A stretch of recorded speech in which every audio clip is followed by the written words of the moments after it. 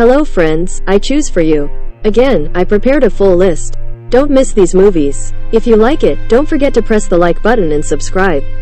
I wish you a good time.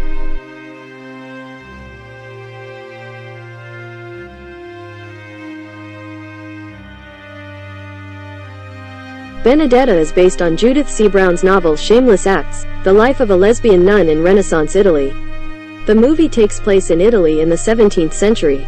Sister Benedetta is a woman who is highly religious and appreciated by the Christian community as a prescient person who can sense what will happen. However, over time, Benedetta begins to struggle with both erotic and religious delusions. Eventually, a passionate relationship begins between him and another nun assigned to help him.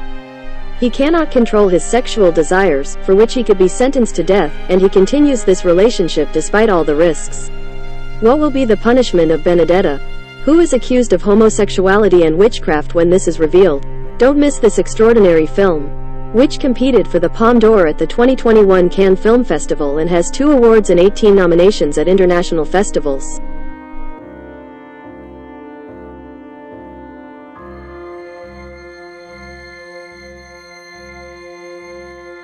Il Pastino. Here's another one of those ageless movies. Il Pastino, an adaptation of director Antonio Scarmetta's 1983 film Ardiente Paciencia, brings the events that originally took place in a coastal town in Chile in the 70s to Italy in the 50s. This 1994 Italian film takes place on a small island in Italy in the 1950s. Mario sees a bicycle postman wanted ad and applies for the job. He begins delivering mail to Neruda and over time begins chatting with him. Famous poet Pablo Neruda lives on this island in exile for political reasons. He admires Mario Neruda's art. He learns to write poetry from him. Neruda tells Mario about poetry and life. Mario is also influenced by Neruda, discovers the poet within him and falls in love with Beatrice. Neruda's political rivals do not allow him to stay on the island for long, and it is time to leave. Mario continues his life as a changed man, greatly influenced by Neruda. The movie won an Oscar for Best Original Song. There is something heartbreaking about these wonderful people and landscapes in this movie. Maybe this is because of Mario's naivety and sad state. After watching the movie, I did some research. Massimo Troisi, who played Mario, died of a heart attack at his home 12 hours after the shooting of the film ended. This self-sacrificing actor, who said, "Don't let the filming be interrupted. I'll go to the doctor after the movie," somehow put his life on the line for this movie. I realized that this was the reason for the sadness I felt while watching the movie.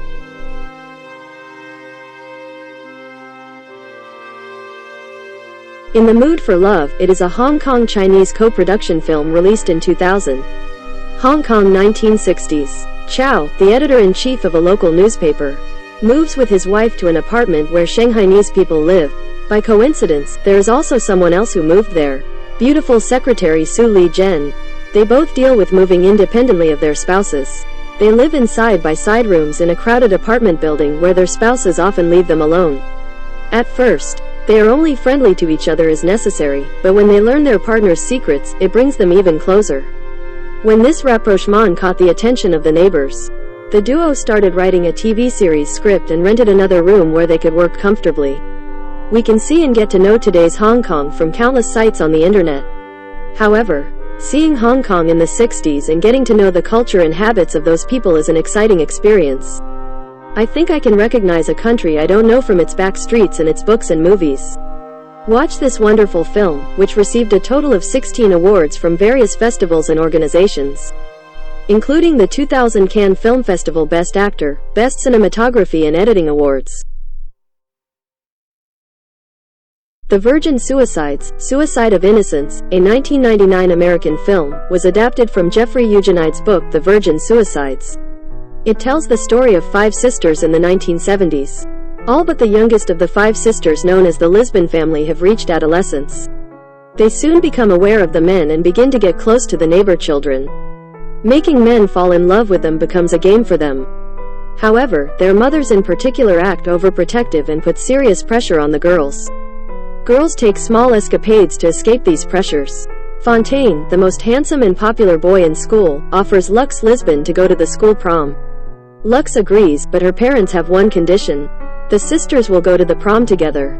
But the prom will not be as innocent as it seems. The fact that the 5 daughters of a teacher father and a religious housewife mother, raised in the safe comfort of the middle class, chose death over life without leaving behind any explanation as to why they committed suicide, causing that year to be remembered as the year of suicides.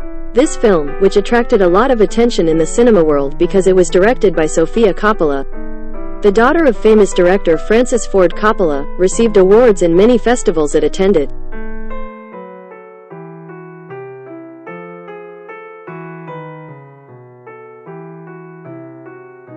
The Reader. The film takes place in Germany in 1958, after World War II. Michael Berg falls ill and Hannah Schmitz, a passerby, helps him.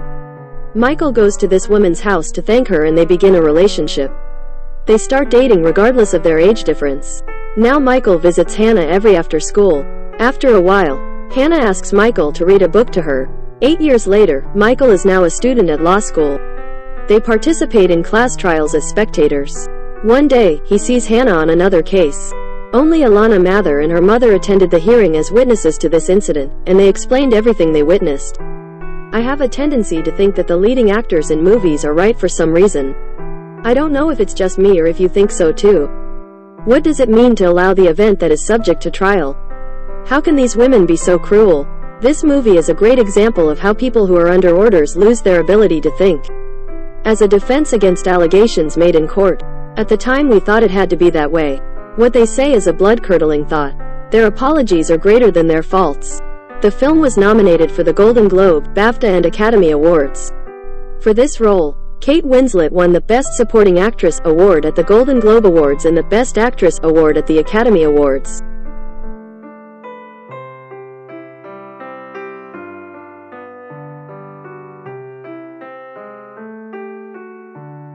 Orphan. It is a 2009 American film based on a true story. It tells the story of a couple named Kate and John, who adopted a mysterious 9-year-old girl after losing their unborn child. Kate and John try to put their lives back together after their tragedy.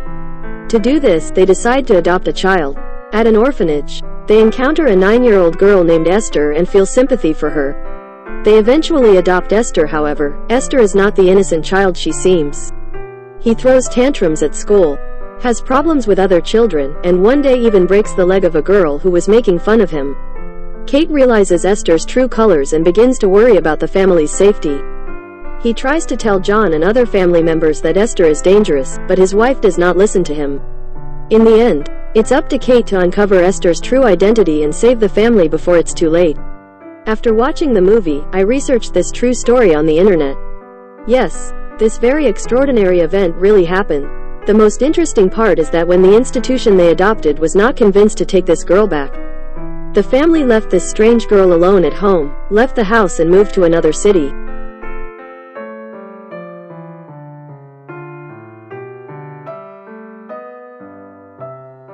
Olive Kitteridge. It is a TV series produced for HBO, adapted from Elizabeth Strout's 2008 Pulitzer Prize-winning novel of the same name.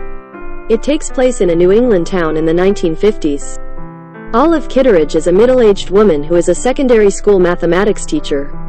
She lives in her modest lakeside home in Maine with her husband Henry and son Christopher.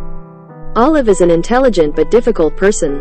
He always says the first thing that comes to his mind and has no tolerance for anyone. She is indifferent to her husband, constantly criticizes her son, and constantly adjusts her surroundings. There is a storm inside Olive. The underlying reason for his irritable and contrary attitude is that his diaphragm contracts due to tension and he feels nauseous. During Olive and Henry's 25-year marriage, the difficulties of being and staying married cause such reactions in their bodies. The series also deals with the subject of forbidden love. Olive falls in love with her co-worker Jim O'Casey, and Henry expresses his feelings by taking home an injured bird. Olive Kitteridge is a series that won 8 of the 13 Emmy Awards it was nominated for and was nominated for a Golden Globe in 3 categories. It has one of the best scripts of all time and is one of the best series of all time.